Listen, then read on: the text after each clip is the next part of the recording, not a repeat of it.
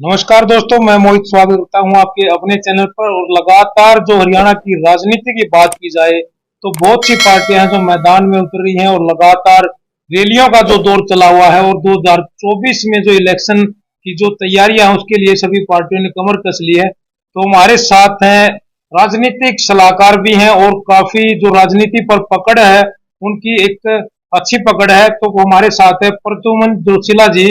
उनसे बातचीत कर लेते हैं कि किस प्रकार का जो माहौल है, अगर आज इलेक्शन होता है तो किस पार्टी की क्या स्थिति है। नमस्कार सर। जी नमस्कार।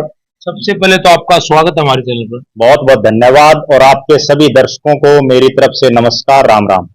तो मैं आपसे जानना चाहूंगा कि जिस प्रकार हरियाणा में पार्टियों की बात की जाए, जैसे बीजेपी और जेजेपी अभी चली हुई है गठबंधन सरकार, और फिर कांग्रेस है और इनेलो है, और एक नई पार्टी है जो बलराज कुंडू जी वो लेके आए हैं जी। और अभी काफी टाइम बचा हुआ है इलेक्शन के अंदर। तो कौन सी पार्टी कहाँ स्थित है और क्या वजूद अभी बनाओ।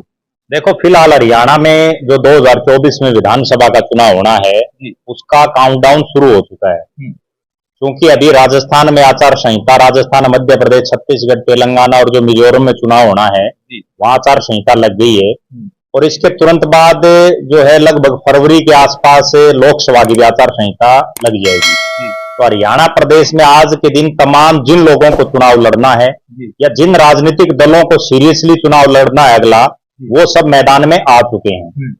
अभी जो 2019 में जो पोजीशन थी कि किसी पार्टी को कोई बहुमत नहीं मिला, आज के दिन भी अगर सही मायने में देखा जाए तो हालात यही है कि किसी पार्टी का कोई क्लियर दिखाई नहीं दे रहा।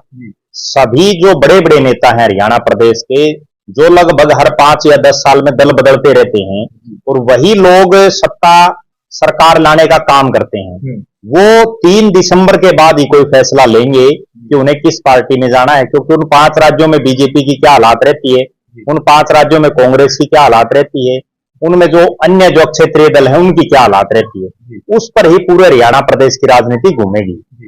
जो आज इलेक्शन की बात की जाए तो तमाम जो ये परिस्थितियां रही हैं, या फिर ये कह सकते हैं कि जो पार्टी है, अगर आज इलेक्शन हो जाए तो किस पार्टी को कितनी सीटों पर आप देखते हैं।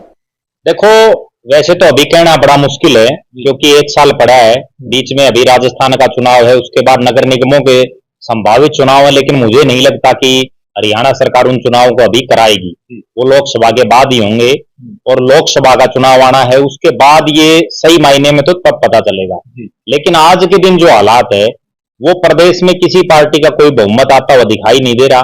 कांग्रेस जो मुख्य विपक्षी दल है और 10 साल से सत्ता से बाहर है, उसके सामने सबसे बड़ी समस्या है गुटबाजी। आज कांग्रेस में जो चौधरी भूपेंद्र सिंह हुड्डा ने 10 साल हरियाणा प्रदेश में राज किया, उनके पैरेलल जो दूसरा धड़ा है, क्योंकि वो अलग अलग आदमी अगर लड़ता है तो कमजोर हो जाता है, लेकिन 3 बड़े नेता जब इकट्ठे हो जाते हैं और तीनों का अपना एक वजूद, और जिनमें 2 पार्टी के राष्ट्रीय महासचिव हों, सीडब्ल्यूसी के मेंबर हों, 3 बड़े बड़े स्टेटों के वो प्रभारी हों, तो निश्चित रूप से वो गुट भी पूरा मजबूत है। अब कांग्रेस में इस चीज पर सारा दांव रहेगा कि टिकट किस गुट को मिलती है, कितने सही आदमियों को टिकट मिलती है।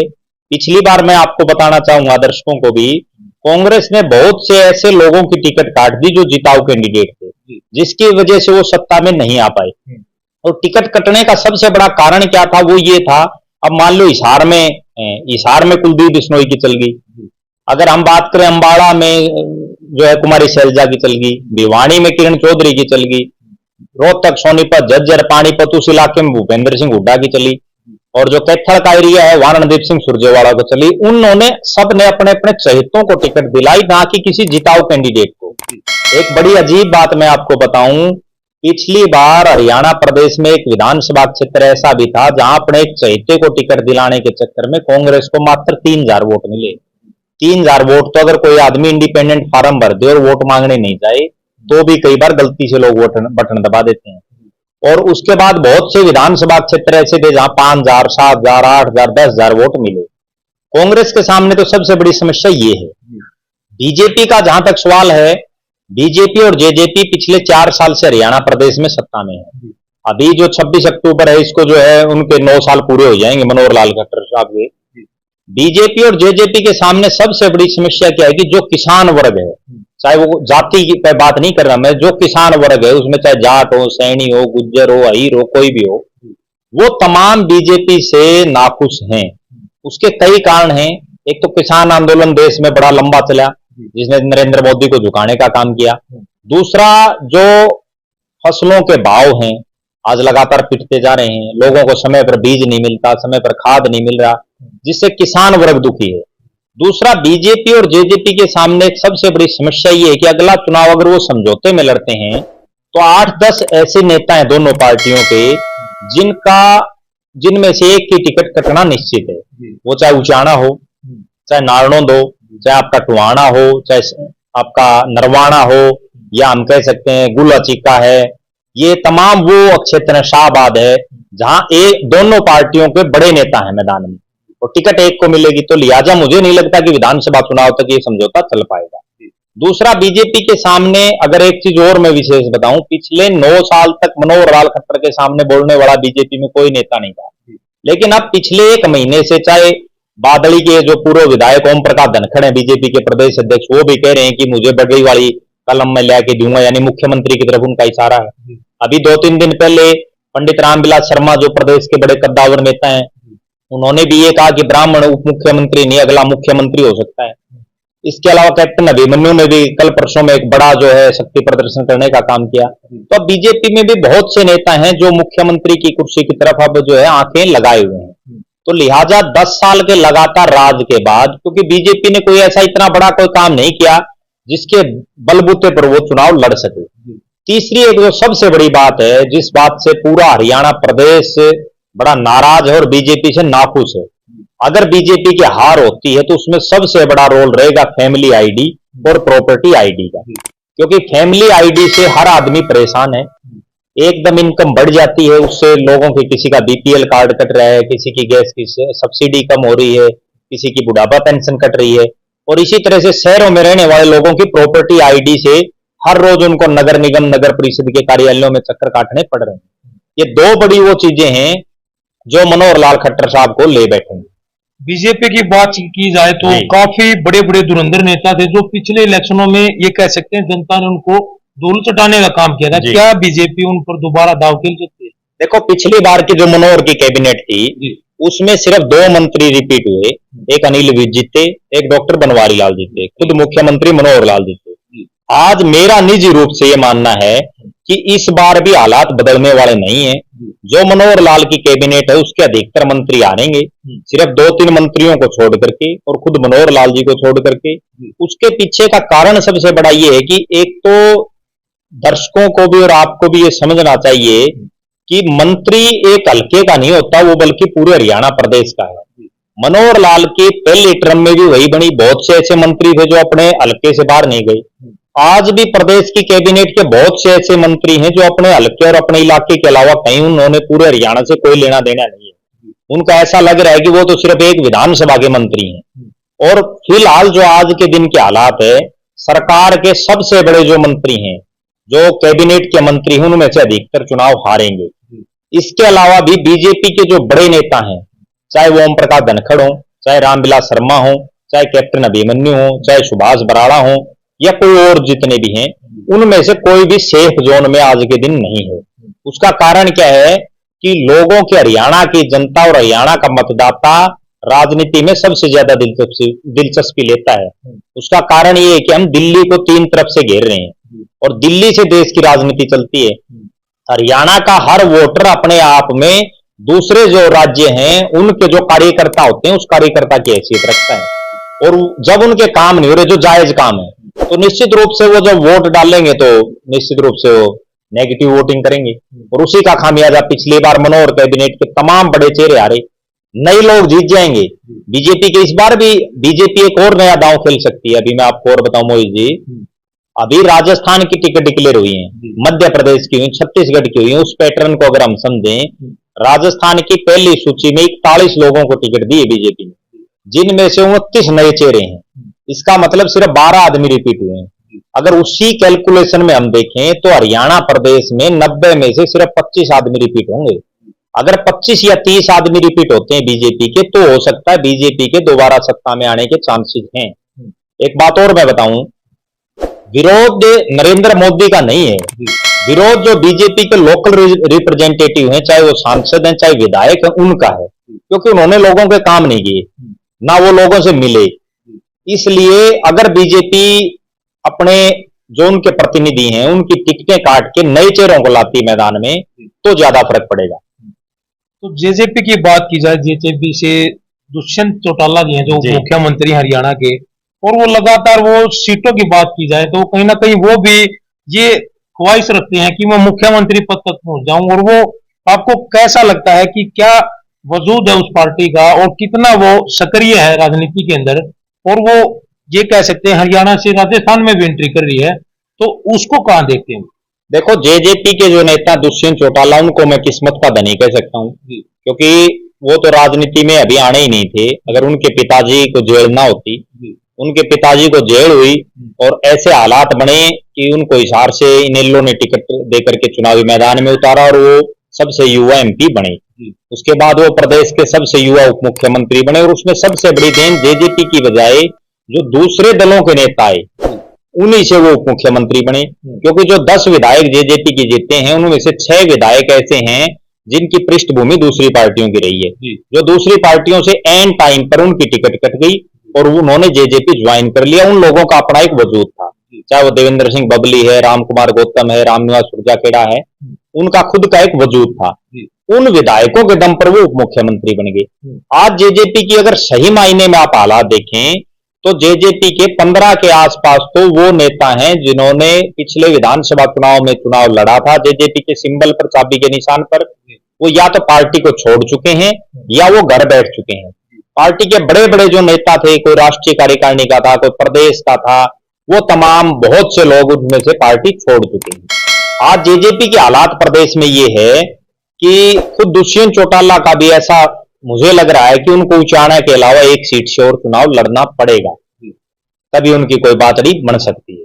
अभी आपने बात की राम कुमार गौतम जी की, जो लगातार राजनीति में सक्रिय हैं, नारनौल से विधायक रहे हैं, लेकिन बातचीत करते हैं कि वो जेजेपी पार्टी लगातार ये पार्टी छोड़ने के भी संकेत दे रहे हैं, और कहीं ना कहीं ये कह सकते हैं क्या वो दूसरी पार्टी में जा सकते हैं? देखो, अभी पार्टी तो कोई विधायक छोड़ नहीं सकता। उसका कारण क्या है कि जो भारत सरकार का जो कानून है, जो कानून बना है अभी पिछले कुछ साल पहले, नहीं तो उससे पहले विधायक, ये तो हरियाणा प्रदेश वो प्रदेश है जहां एक एक विधायक ने 3-3 बार पार्टी बदली, एक एक दिन में 3-3, और आज उनके बेटे प्रदेश की सत्ता, प्रदेश की राजनीति में एक बड़ा चेहरा है जिनकी तरफ मैं इशारा कर रहा हूं। उनके पिता ने एक दिन में 3-3 पार्टियां बदली थी।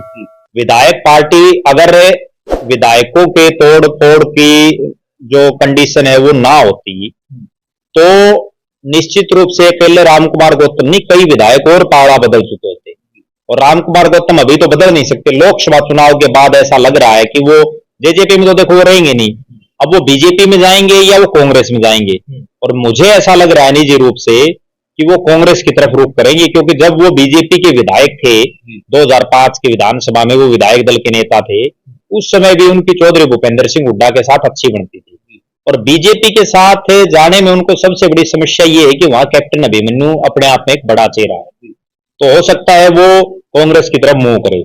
दूसरी बात, अकेला राम कुमार गौतम नहीं बल्कि रामनिवास सुरजाखेड़ा भी जेजेपी में नहीं रहेंगे, क्योंकि वो भी लगातार जब से उनको चेयरमैन से हटाया है तब से वो भी बिल्कुल मुखर हो चुके हैं। और इसके अलावा भी जो जेजेपी के 10 विधायक हैं उनमें से भी 1-2 की और भी जो है मन में उनके चल रही जी। अभी बात करें जेजेपी पार्टी की और इनेलो पार्टी की, जो ये लगातार जो ये कह सकते हैं कि जनता ने जिन पर इनेलो की जो सीटें दी, वो लगातार वो बोल रहे हैं कि वो जेजेपी के पाले में चली गई थी। क्या ऐसा लगता है कि इनेलो पैदल यात्रा भी कर रही है, परिवर्तन यात्रा, और दोबारा फिर एक यात्रा कर रही है, वो 15 तारीख से जो एक रथ यात्रा शुरू कर रही है, क्या उससे ऐसा है कि उसकी इनेलो की जो स्थिति है वो बदल पाएगी? देखो, अभय सिंह चौटाला एक राजसी ठाठ बाट में जीने वाले नेता थे, और उन्होंने कभी राजनीति को बहुत सीरियस नहीं लिया था जब तक उनके पिताजी और उनके बड़े भाई अजय सिंह राजनीति में सक्रिय थे जेल में जाने से पहले। लेकिन परिस्थितियां ऐसी बदली कि अब इनेलो का सारा भार उनके ऊपर है, क्योंकि अब तो वो प्रदेश महासचिव के बजाय राष्ट्रीय महासचिव भी पार्टी ने बना दिया उनको। और वो लगातार 7 महीने की पद यात्रा के बाद उन्होंने कम से कम इतना तो जरूर किया है कि जो इनेलो डेड होने के हालात में थी, वर्कर लगातार नेता पार्टी छोड़ रहे थे, उनमें तो रुकाव आ गया। अब कोई नेता बहुत बड़ा कोई चेहरा पार्टी नहीं छोड़ रहा, बल्कि कोई ना कोई ज्वाइन कर रहा है। दूसरी बात, अभी बहुत संघर्ष अभय सिंह को करना पड़ेगा।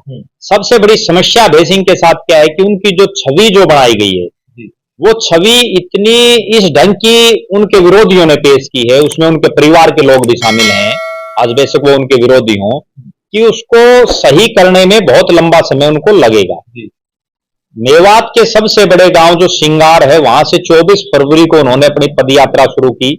7 महीने हरियाणा प्रदेश का पहला ऐसा नेता है जो 7 महीने पैदल चले, वरना तो पदयात्रा 1, 1.5, 2 महीने तक की होती थी, या 15-20 दिन की बहुत नेताओं ने की है। और उसके बाद उन्होंने 82 विधानसभा कवर किए, और लास्ट में 25 सितंबर को रैली की उन्होंने बड़ी। लेकिन उस रैली में भी अभय सिंह चौटाला, क्योंकि वो प्योर पॉलिटिशियन मैं उनको नहीं समझता, इसलिए एक बहुत बड़ी गलती ये कर गए कि उन्होंने इंडिया गठबंधन के बहुत बड़े बड़े नेताओं के आने का दावा किया, और वो बड़े नेता आ नहीं पाए रैली में, जिससे जो है उनके ऊपर भी कहीं ना कहीं जो उनकी एक विश्वसनीयता थी, और जो लोग ये कहते थे कि अभय सत्य है, जैसा उनके वर्कर कहते हैं, उस पर कहीं ना कहीं एक प्रश्न चिन्ह लगने का काम उस रैली ने किया। दूसरी बात, अब वो 15 अक्टूबर से अपनी रथ यात्रा निकाल रहे हैं। वो रथ यात्रा निकाल रहे हैं जहां चौधरी देवीलाल का गढ़ रहा है हल्का उकलाना से। उकलाना का एक बड़ा क्षेत्र जो है भट्टू विधानसभा क्षेत्र का रहा है, जहां जो चौधरी देवीलाल की कर्म भूमि रही है, और बाकी जो और क्षेत्र है, चाहे वो नारनौंद का है, बरवाड़ा का, वहां भी देवीलाल परिवार का एक होल्ड रहा है। अब उनकी रथ यात्रा का कितना असर पड़ेगा ये तो भविष्य बताएगा, लेकिन इतना तय है कि नेल्लो 1 से ऊपर जरूर जाएगी। अब वो 1 से, और मुझे ऐसा लग रहा है निजी रूप से कि 1 और 10 के बीच में कहीं ना कहीं नेल्लो अगले विधानसभा चुनाव में रहेगी। 10 तो पार करनी मुश्किल है, और अभय सिंह की भी नजर इस चीज पर रहेगी कि नेल्लो और बीजेपी की जिन लोगों को टिकटें नहीं मिलती और जो जिताऊ हों, उनमें भी वो किसी ना किसी पर दांव खेल सकते हैं। चौधरी बीरेंद्र सिंह है, काफी बड़ा चेहरा है, जाना माना चेहरा है, बीजेपी के जो नेता हैं और पहले केंद्रीय मंत्री भी रह चुके हैं। वो एक रैली करते हैं, उसमें वो बोलते हैं कि अगर जेजेपी के साथ गठबंधन होगा तो वो पार्टी छोड़ दें। क्या ऐसा लगता है कि वो कोई नई पार्टी भी बना सकते हैं इस टाइम पे? देखो, चौधरी बीरेंद्र सिंह उन चौधरी छोटूराम के राजनीतिक वारिस हैं जिनका ना केवल हरियाणा बल्कि पूरे देश में, और यहाँ तक कि जो पुराना भारत है जिसमें पाकिस्तान बांग्लादेश है, वहां भी उनको पूजा जाता है, और किसान कौम के वो सबसे बड़े नायक रहे हैं। लेकिन आज ये दुर्भाग्य है, और चौधरी बीरेंद्र सिंह की राजनीति में कहां वो कमी रहेगी जो 52 साल का उनका राजनीतिक कैरियर, उसके बावजूद उनको एक विधानसभा और एक लोकसभा की सीट पाने के लिए अपनी राजनीतिक ताकत दिखानी पड़ रही है। आज उनको होना तो चाहिए था देश के बड़े नेताओं की लाइन में, लेकिन केंद्र में मंत्री बनने के बाद इतनी बहुत बार विधायक, और वो जो है लोकसभा और राज्यसभा दोनों के सदस्य रहे हैं, उनके बेटे एमपी हैं, उनकी धर्मपत्नी विधायक रही हैं, उसके बावजूद राजनीति में वो गुल नहीं खिला पाए जिसकी उनसे लोगों को उम्मीद थी, क्योंकि उनके पीछे सबसे बड़ा टैग चौधरी छोटूराम का है। और चौधरी छोटूराम के दम पर अगर वो चाहते तो इस देश की राजनीति में भी उनका एक बड़ा नाम हो सकता था।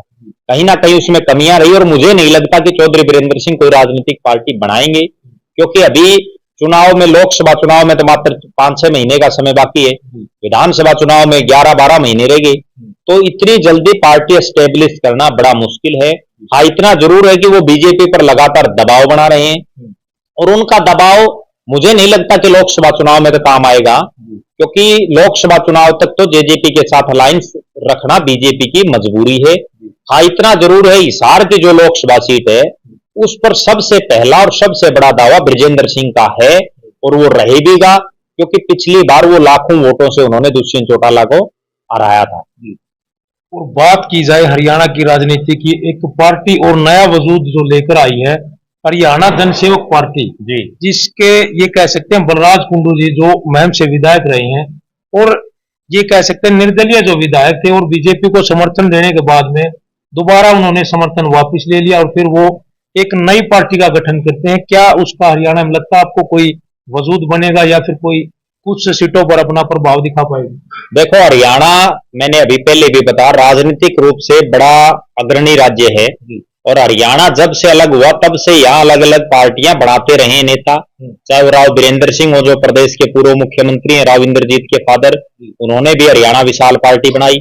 उसके बाद चौधरी बंसीलाल ने बनाई, चौधरी भजनलाल ने बनाई, चौधरी देवीलाल ने बनाई, चौधरी ओम प्रकाश चौटाला ने बनाई, और छोटी छोटी बहुत से नेताओं ने और पार्टियां बनाई। लेकिन मैं एक खास बात जो बताना चाहता हूं वो ये बताना चाहता हूं, जब चौधरी बंसीलाल, चौधरी भजनलाल और चौधरी देवीलाल और चौधरी ओम प्रकाश चौटाला जैसे नेताओं से पार्टी नहीं चली, जो प्रदेश के मुख्यमंत्री रहे और जिनका अपना एक बहुत बड़ा रुतबा रहा, चाहे वो राव बीरेंद्र सिंह हो, जिस दिन चौधरी देवीलाल गुजर गए थे, एक्सपायर हो गए थे, उसके बाद इनेलो कभी सत्ता में नहीं आई। दूसरी बात, बलराज कुंडू का जहां तक सवाल है, हरियाणा में पिछले 10-12 साल से एक पैटर्न चल रहा है, जिस भी बल्कि 15 साल से जो भी निर्दलीय टाइप का विधायक, एक धनाढ्य टाइप का जिसके पास अथाह पैसा और वो विधानसभा में पहुंच जाता है तो तुरंत अपनी पार्टी बना लेता है।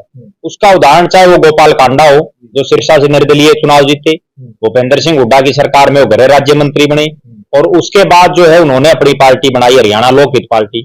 चाहे वो विनोद शर्मा हो जिनका जो एक अथाह पैसा है जिनके पास, उन्होंने भी अपनी पार्टी बनाई। इसके अलावा अब बलराज कुंडू ने बनाई है। मेरा निजी रूप से मानना है कि जिस तरह का हश्र गोपाल कांडा और विनोद शर्मा का हुआ वही बलराज कुंडू का होगा, उससे ज्यादा कोई बहुत लंबा चौड़ा वजूद आज के दिन बलराज कुंडू का हरियाणा की राजनीति में नहीं है। पिछला चुनाव भी बलराज कुंडू अपने दम पर जीतने की बजाय सिर्फ इसलिए जीते कि जिन दो लोगों को चुनावी मैदान में बीजेपी और कांग्रेस ने उतार रखा था, शमशेर सिंह खरकड़ा और आनंद सिंह डांगी, उनका दोनों का विरोध था हल्के में, और जहां लोगों ने फिर तीसरे आदमी को अपना वोट दे दिया। गोपाल कांडा ने जब 2009 में पार्टी बना के चुनाव लड़ा 2014 का, तो वो बुरी तरह से हारे। विनोद शर्मा ने जब चुनाव लड़ा वो खुद चुनाव हारे। अब मुझे निजी रूप से ये लगता है कि उनको अगर अपने महम हल्के पर ज्यादा ध्यान दें तो ज्यादा बढ़िया रहेगा, क्योंकि आज पूरे हरियाणा प्रदेश में 90 के 90 विधानसभा क्षेत्रों में 90 हल्के तो आप छोड़ो, आसपास के 10 हल्के भी ऐसे नहीं मिलेंगे जहां उनका कोई खुद का वजूद हो। तो बातचीत की जाए कि अब हरियाणा की राजनीति की बात करें, 2024 के इलेक्शन की बात हो रही है, तो तमाम जो पार्टियां वो मैदान में उतर गई हैं, तो क्या लगता है कि कौन सी पार्टी गठबंधन में रह सकती है, या मतलब ये कह सकते हैं कि कौन सी पार्टी सबसे ऊपर जाएगी? देखो, लोकसभा चुनाव में तो जो इंडिया गठबंधन बना INDIA, मेरा ऐसा निजी रूप से मानना है कि उसमें कांग्रेस, इनेलो और आम आदमी पार्टी तीनों जा सकती हैं और तीनों की अपनी अपनी मजबूरियां हैं। और उसमें 8 सीटों पर कांग्रेस, 1 सीट पर आम आदमी और 1 सीट पर इनेलो चुनाव लड़ सकती है। और जो बीजेपी और जेजेपी का अलायंस है उसमें 9-1 पर समझौता हो सकता है, 1 सीट, और मेरा निजी रूप से मानना है कि शायद सोनीपत की सीट जेजेपी को देंगे और 9 सीटों पर कांग्रेस बीजेपी चुनाव लड़ेगी। जो विधानसभा का चुनाव होगा उसमें अलग सीन बनेगा, क्योंकि लोकसभा में मोदी आता है या कांग्रेस आती है, उसके बाद क्या दिखरा होता है। लेकिन आज के सिनेरियो में अगर देखें तो बीजेपी और कांग्रेस दोनों 30 और 40 के बीच में दिखाई दे रही है। एक पार्टी की 36, 37, 38 सीट आएंगी, एक की 32, 33 आएंगी, और 10 के 8 बार 9, 8, 7 इसके आसपास जो है इंडियन नेशनल लोकदल रहेगी, 7, 8, 9 पर आम आदमी पार्टी रह सकती है। और जो है जेजेपी का मुझे नहीं लगता कि वो 3-4 से आगे जाने के आज के दिन में हालात में है। कुछ निर्दलीय जीतेंगे, तो टोटल कुल मिला के ये लबोलवाब रहेगा। अभी आपने आम आदमी पार्टी की बात की, वो हरियाणा में लगातार एंट्री कर रही है, ये कह सकते हैं कि एक इच्छा है उनकी चुनाव लड़ने की हरियाणा के अंदर। अभी बात कर रहे हैं आप 8-9 सीटों पर, तो कहां पर भाव दिखा पाएंगे? देखो, आम आदमी पार्टी ने पिछला चुनाव भी लड़ा था, लेकिन वो कुछ एक सीटों पर लड़ा। आम आदमी पार्टी के लिए सबसे बड़ा जो वोट बैंक है वो जो सरदार वोट बैंक है। आज अगर हम बात करें, सिरसा जिले में भी उनके 6 जिला पार्षद जीते हुए हैं। चाहे अम्बाड़ा की बेल्ट की बात करें, कुरुक्षेत्र की करें, कैथल की करें, जींद का जो सरदार के जो बेल्ट है उसमें आम आदमी पार्टी का अपना एक वजूद है। इसके अलावा आम आदमी पार्टी जो दिल्ली के साथ सटा जो NCR का एरिया है, चाहे फरीदाबाद हो, गुड़गांव हो, उस एरिया में भी कहीं ना कहीं गुल खिला सकती है। लेकिन आम आदमी पार्टी के सामने सबसे बड़ी जो समस्या है वो है SYL का मुद्दा, क्योंकि SYL का मुद्दा हरियाणा प्रदेश के एक बड़े हिस्से की जो है जीवनदायिनी है SYL।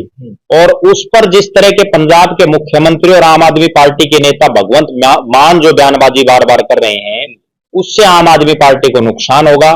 दूसरा, आम आदमी पार्टी को प्रदेश में एक बड़ा चेहरा चाहिए जिसके नाम पर वो वोट मांग सके। वो चेहरा कहीं कोई दिखाई नहीं दे रहा।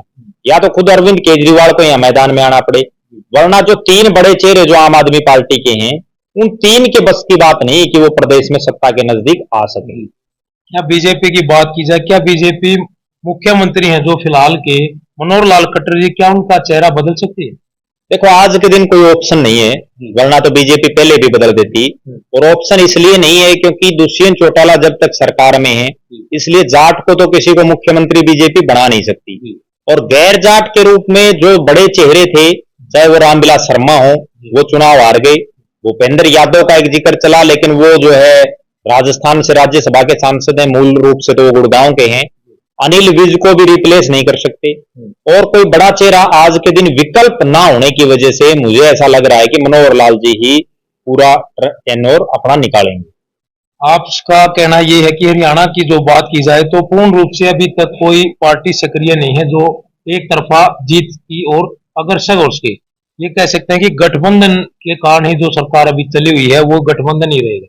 देखो, सारी पार्टियां दावे तो बड़े बड़े करती हैं, लेकिन हकीकत ये है कि आज के दिन किसी पार्टी की बहुमत के नजदीक दिखाई नहीं दे रही। कई राजनीतिक पार्टियां तो ऐसी हैं जिनके पास अलग अलग विधानसभा क्षेत्रों में प्रत्याशी भी जिताऊ नहीं है, उसके बावजूद वो सरकार बनाने का दावा कर रही हैं। लेकिन मेरा खुद का आकलन ये है कि आज के हालात में जो पिछली बार बीजेपी को 40 सीट मिली थी, उससे कम सीट आएंगी। और बहुमत के आर बार जो है बीजेपी और कांग्रेस दोनों रहेंगी। जो निर्दलीय और जो छोटी पार्टियां हैं, अब क्षेत्रीय पार्टियां जिनको हम कह सकते हैं, वो किंग मेकर का काम करेंगी। अब वो किंग किसको बनाती हैं वो समय बताएगा। तो धन्यवाद प्रद्युमन जोशीला जी हमारे साथ जुड़े थे। और तमाम जो हरियाणा की राजनीति की बात की जाए पार्टियों की, तो उनके साथ आप लोगों ने खुल के बातचीत की और जो एक स्पष्ट जो राजनीति है वो हम आपको इस चैनल के माध्यम से दिखा रहे हैं। और क्या क्या स्थिति जिन पार्टियों की रही वो उनसे खुलकर बातचीत हुई है। तो आपके जो सवाल जो है रह गए हैं वो आप कमेंट बॉक्स में डाल सकते हैं और इस वीडियो को ज्यादा से ज्यादा शेयर करें। और क्या कुछ स्थिति आने वाले चुनावों में रहेगी तो बने रहे हमारे चैनल के साथ और देखते रहें इस चैनल को। जय जवान जय किसान, धन्यवाद।